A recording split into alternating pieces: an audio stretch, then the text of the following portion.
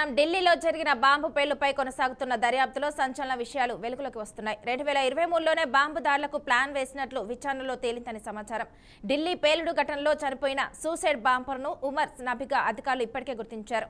అతడితో సంబంధాలు ఉన్న పలువురు అనుమానితులను కూడా అదుపులోకి తీసుకుని విచారించారు.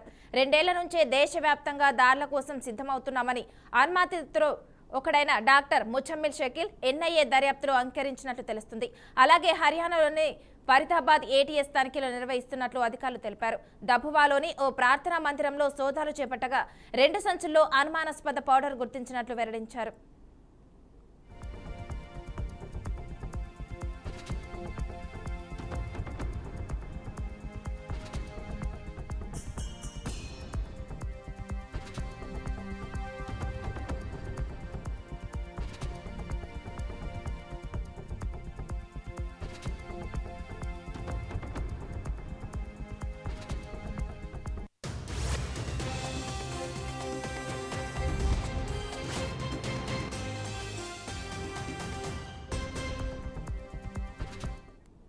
ఢిల్లీలో జరిగిన బాంబు పేలుపై కొనసాగుతున్న దర్యాప్తులో సంచలన విషయాలు వెలుగులోకి వస్తున్నాయి. 2023లోనే బాంబు దాడులకు ప్లాన్ వేసినట్లు విచారణలో తేలిందని సమాచారం. ఢిల్లీ పేలుడు ఘటనలో చనిపోయిన సూసైడ్ బాంబర్ను ఉమర్ నబీగా అధికారులు ఇప్పటికే గుర్తించారు. అతడితో సంబంధాలు ఉన్న పలువురు అనుమానితులను కూడా అదుపులోకి తీసుకుని విచారించారు.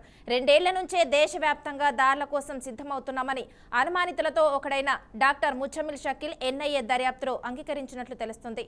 అలాగే హర్యానాలోని ఫరీదాబాద్లో ఏటీఎస్ తనిఖీలు నిర్వహిస్తున్నట్లు అధికారులు తెలిపారు. దబుబాలోని ఓ ప్రార్థనా మందిరంలో సోదాలు చేపట్టగా 2 సంచుల్లో అనుమానాస్పద పౌడర్ గుర్తించినట్లు వెల్లడించారు.